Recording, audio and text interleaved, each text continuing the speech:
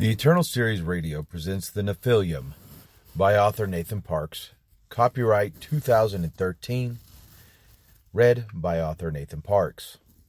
Chapter 9. Down, down, down with the devil and his minions. I'll give it all up for just one night of power to make it all mine. The words growled out from the vocal cords of the lead singer, and once again the wave of bodies moved in an infusion of hopelessness and apathy, as the vortex once more served up its patrons upon the altar of mental escape. Tonight seemed more seething than ever, as soul slayers seemed to be the shadows, instead of coming out of the shadows tonight. It was a feast of spiritual gluttony, and if anything could create an even deeper forbiddance, it would be the presence of more than a dozen Darkins. These were the inner guards of a clan overlord, and were hand-picked for their skills, strength, and lack of emotions. They would do whatever it took to complete the job, and, wherever they were, it meant only one thing. An overlord of a clan was not too far away. Arioch was incensed at his ranks. They knew that Adremelech was near, or even on his way. He had enough who were loyal to him that he should have known in advance about his master's visit. But here he was, having to grovel in the presence of his superior. Arioch never groveled well. "The club is doing well, I see." Adremelech spoke with strong, smooth authority. The millenniums had truly instilled in the affiliates of the Adremelech clan a respect and a respectful fear for this master in the art of vibrant evil. "Yes, master, we have done quite well, and the clan is growing strong here. There are several of the city officials as well as national figures who bear the mark of our clan." Adremelech sat back and took in the scene from the one-way window that allowed anyone within the office to see out over the club. Truly, one of the stronger cells of the clan was here, and how he would draw pleasure from it if he could. But he couldn't. Not tonight. "Why is there a watcher here within your province?" Adremelech queried. The question struck Arioch with such a silent, albeit forceful, blow that his master might as well have cast him personally into the abyss. A watcher? They were all dead. There was no way. Adremelech, there's no way. He knew as he let the words out that it was the wrong path to take. He had just feasted upon Sedet the night before for such questioning. "I mean, yes, please. Tell me what you mean. Because I do believe it was your coven that presented to me the report that all the Watchers had been killed or turned, as in the case of Rasputin. Now I receive word that there is one here within your province. And not only in your province, but also a few blocks from here. And that is not all." Arioch felt all strength and power drain from him. There was more? "He is active. My sources say that there is a safe house where he works." How?" Arioch paused. I don't question you, Adremelech, but if I may, I would question the source of your information. If, and that is a big if, there was any Watcher still alive, why would one be here? And that isn't the only question I'd have, such as, is the Watcher a real threat, since the threat was eliminated along with the other Watchers? Adremelech turned his attention fully upon Arioch and stared at him with piercing, black marbles of glistening vileness. "What if what you say was eliminated was never eliminated? I trusted you and your coven enough that I never followed up on what you told me. What I do know is that what you told me, I reported to the Morning Star, and now I'm being told by a reliable source that it may not be accurate. If that is the case, then the Alliance and Jah might have something taking place right underneath my nose, and all because one of my own did not do what I entrusted him with." Adremelech looked up at the others in the room and motioned with a wave of his hand for them to leave. Soon Arioch found himself alone with his master, and he had never felt so abandoned. There was no way that any of this could be true. This was a test. That's it. He didn't understand it, but this had to be some kind of test.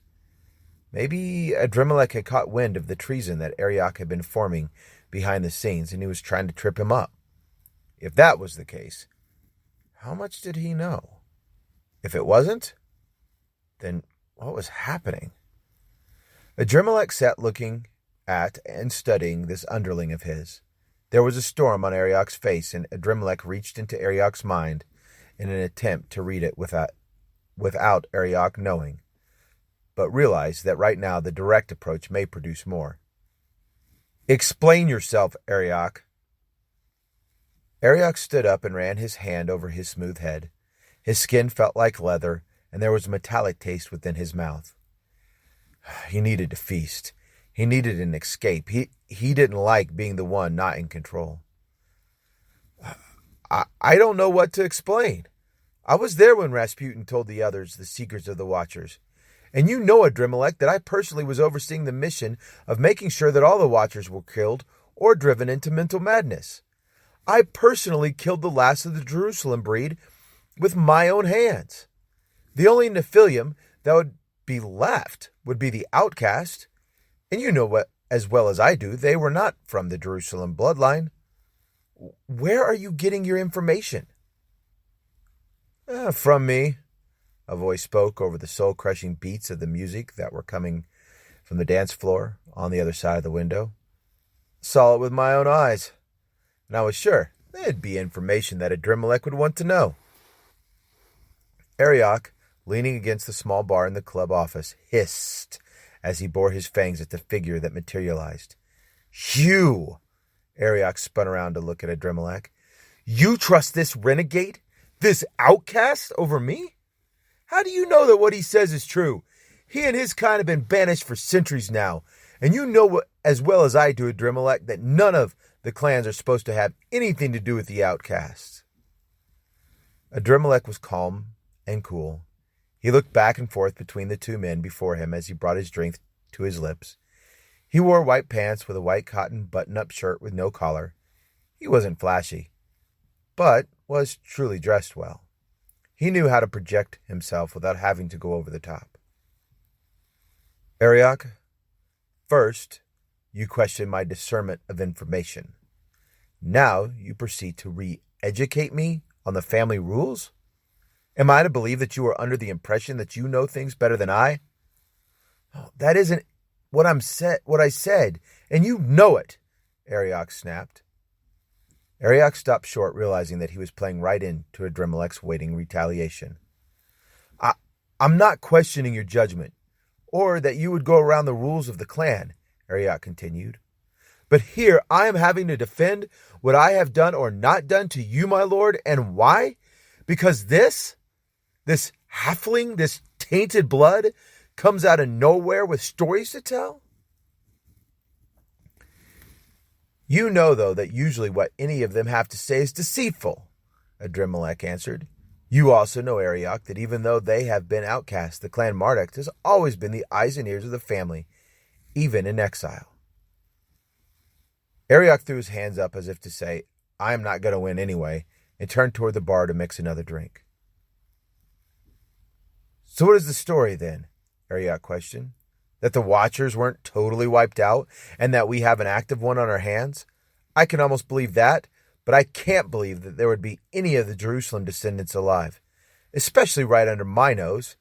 Any movement from them would be on the radar of the clan. Adremelech raised one eyebrow. He's right. If it isn't as though any work that one of the Jerusalem breed would do with the Alliance wouldn't be picked up somewhere by a familiar, an informant, or part of the clan. What if this Watcher's taken on a different mission, and the safe haven is just simply for the Alliance?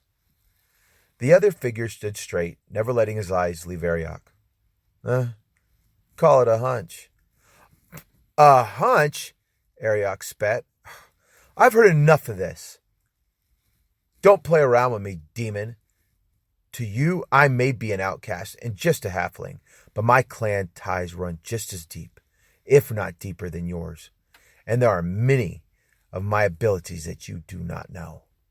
With this, the man exposed a rune tattoo, a design that Arioch had only seen one or two other times. Arioch didn't let his face expose his surprise, and he tried not to reveal anything with his voice when he spoke. "An assassin?" The other figure ignored the question and moved back to the previous topic. "Adremelech, you do what you want with the information that I've given you. This is your territory, and that is the only reason I gave you this information. As far as I'm concerned, you can ignore it, and maybe I am wrong. Nothing comes of it.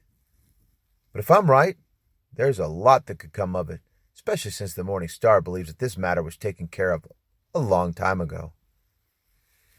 "You've been paid for your information," the clan leader stated, throwing an envelope full of cash onto the table before him. "Any other information you may discover, son of Marduk, will bring more substantial rewards." Arioch watched the figure pick up the envelope and, without another word, open up the door to the club office. The music from the club broke through the thick silence for a brief moment, and then the door closed. Once again, Arioch was alone with one figure with whom he would rather not be alone. "You know what has to be done." "Yes, master."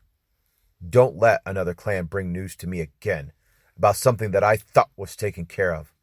If this information is valid, then we still have a chance to put it to use and squash it. But if any of the other clans discover this, or even the Morning Star discovers this, it will not fare well for you." "I understand."